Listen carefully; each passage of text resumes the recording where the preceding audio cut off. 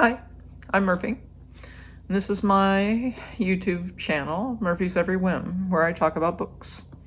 Because that's what I love to do. This month, I've been participating in Shorty September and been reading 12 books. I chose books that were less than 200 pages each, but they did range. I think the shortest was 92 and the longest was 176. I'm on my 8th book, and I read The Red Badge of Courage by Stephen Crane. This is for that part of Shorty September, the prompts, where I'm supposed to read a book and then watch the movie about it. But I am breaking the rules. I read the book, which is about the Civil War and a soldier's worries that he will desert, that he will leave, that he will be too scared on the battlefield to face what he has to face. And as a companion for that, I watched the movie Der Hauptmann, which translates from German to English as The Captain, which is about World War II, about a real deserter and what happened to him. Red Badge of Courage by Stephen Crane is a classic, and so I felt like I should have known more about it, but I didn't even know which war it was about. In this book, Henry Fleming is a young private who enlisted with some other people from his community, go fight for the Union forces.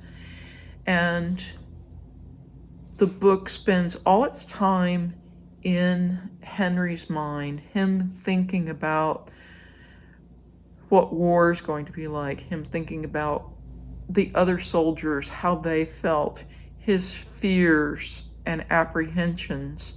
They do a little training, but for the most part, this book is about 2 days of battle. I think this must have been fairly early in the war. We can't really tell when it is. We're not exactly sure where it is. The point is for it to be rather anonymous. And for the most part, Crane talks about the soldiers by names, like the tall one or the loud one. And Henry Fleming is the youth, the young soldier. So we get wrapped up in all the emotions that Henry is having over these 2 days of battle.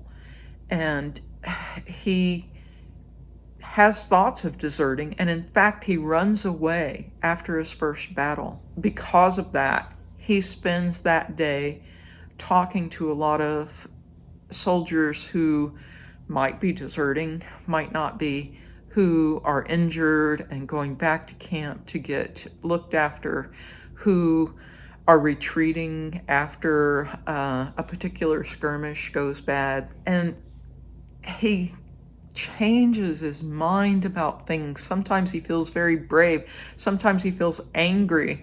Sometimes he feels like running away.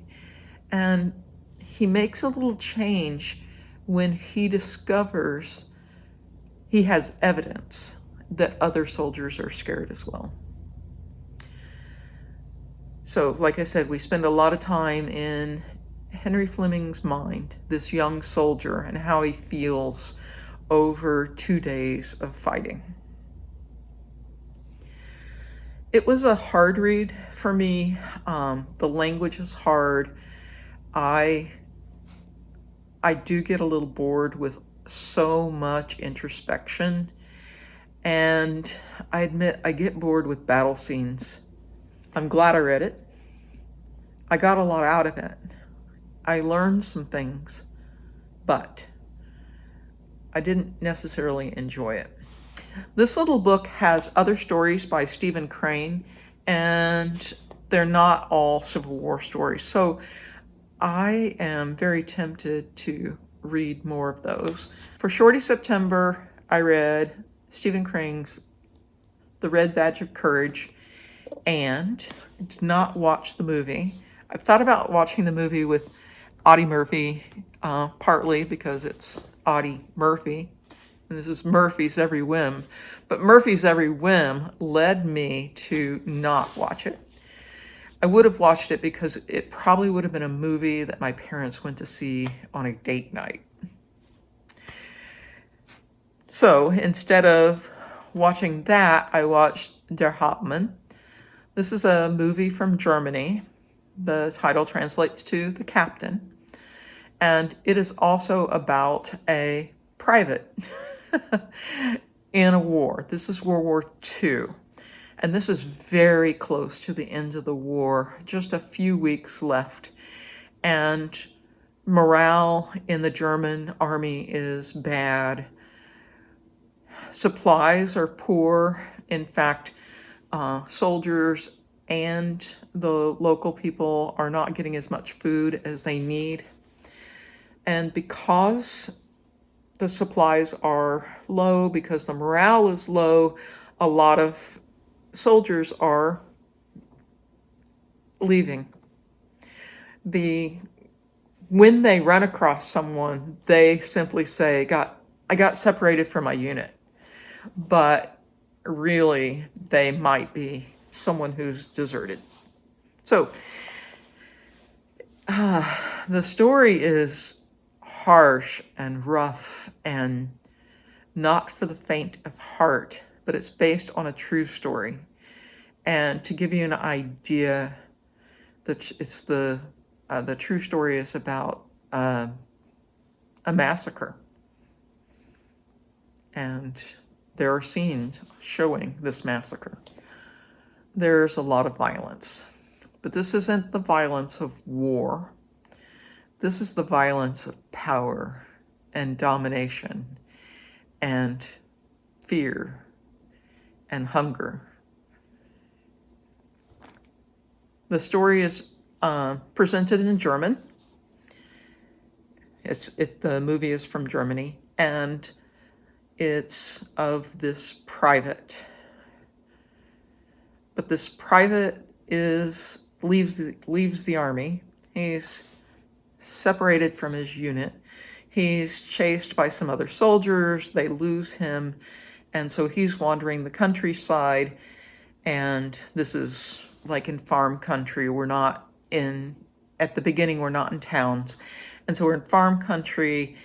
And other deserters are causing a lot of trouble for the locals because they keep breaking into their homes and farms and stealing food, stealing clothing, things that they need to be able to survive.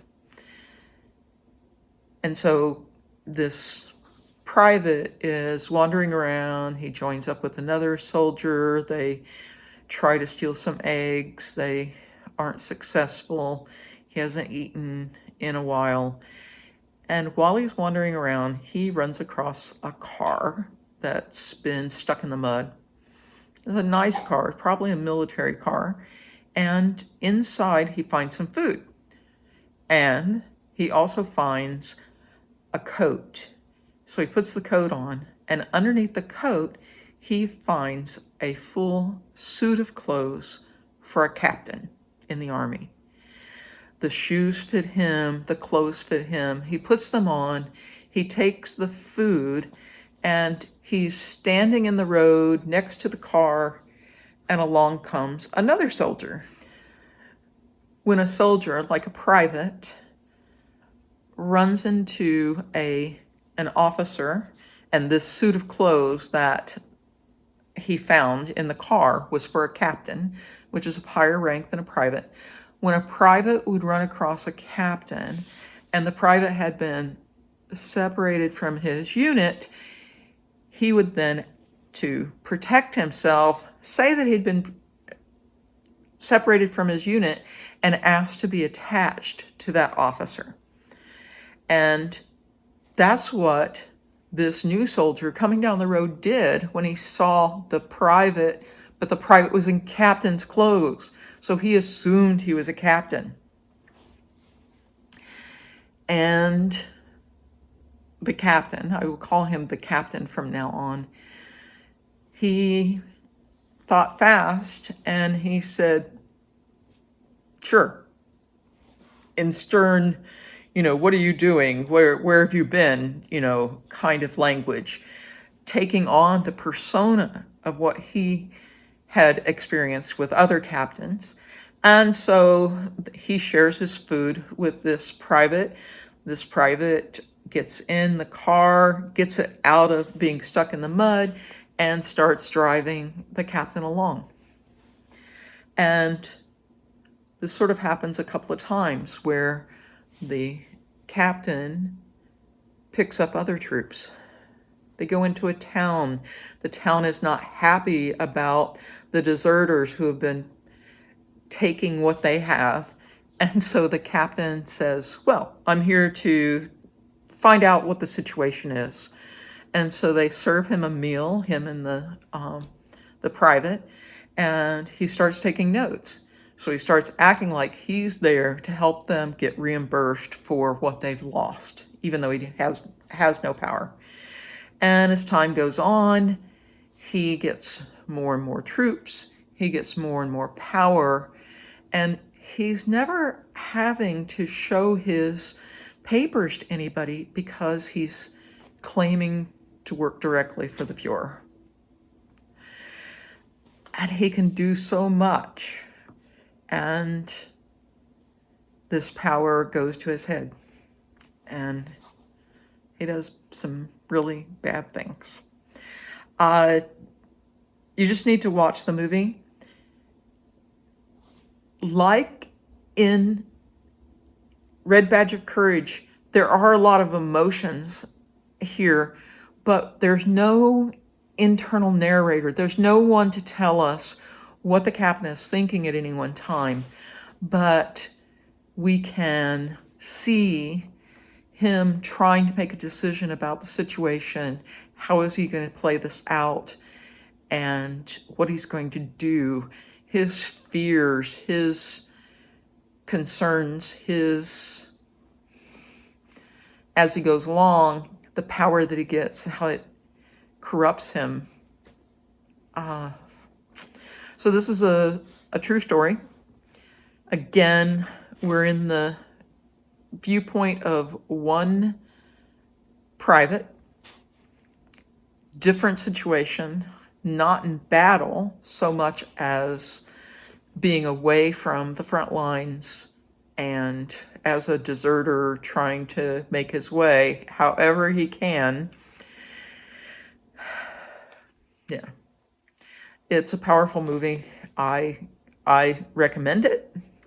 I thought the two viewpoints of the fears of lower rank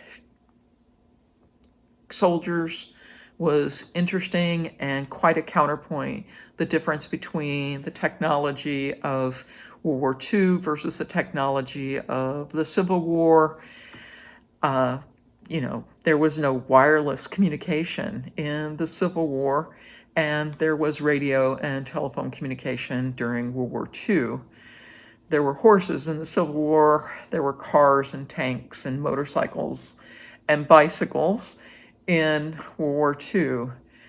I thought that was an interesting thing, and I thought that I'd love to learn more about the technology of combat, the technology of war, and how that has changed things over time, and how different wars were fought because of the differences in technology. So those are the rules I broke. I watched a movie and read a book, but I didn't watch the movie that was made from the book. That's what I've got. I am trying something new today. I got a new iPhone, and so I'm trying it, but it doesn't have a stereo jack, and so I can't use my lavalier mic in it, and I don't have a wireless mic. I do have a wireless mic, but I only know how to connect it to something I can put a USB into. So I'm trying to figure out how I can use what I already have without having to buy a new mic. So we're just trying this with the microphone that's on the iPhone. And so you've probably heard household noises, but it's afternoon, of course. The sun is shining. It was cloudy all morning, but while I was eating lunch, the sun came out and it's a beautiful day. I am enjoying Shorty September, but getting a little rushed at the end. But like I said before, I do well under pressure. So, that's all I have today. See you next time. Take care. This week, or this month, I'm confused. Didn't get much sleep last night. I'm on my 9th book, and that's probably wrong. I can't remember.